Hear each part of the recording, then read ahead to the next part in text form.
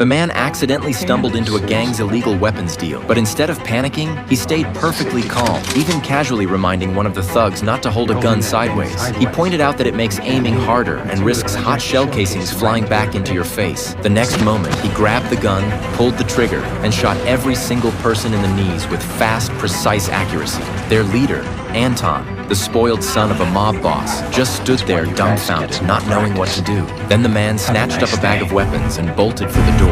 That, in fact, was the real reason he had come in the first place. Anton never would have guessed that this ruthless man was, just days earlier, the very homeless guy he had tried to mess with. That day on the subway, Anton and his crew shoved a man named Kenny. When Kenny's buddy flashed a gun from his waistband, Anton didn't even flinch. His cocky attitude made Kenny back off. But Anton wasn't done. On the other end of the train car, he spotted a scruffy homeless man and decided to pick on him instead. He reached for the man's bottle of booze, only to have his wrist locked in an iron grip. He couldn't move. Humiliated, Anton rallied his crew to jump the homeless guy. But before they could even make a move, the man sprang to his feet and with a few quick and brutal strikes, dropped Anton and his gang to the floor. Later at the police station, Sheriff Lena took one look at the 4 injured punks, then at the homeless man sitting there with his hair still perfectly in place, and immediately knew this was no ordinary vagrant. She pulled the subway surveillance footage. Having served in the military herself, Lena instantly recognized the man's movements. Pure Special Forces training.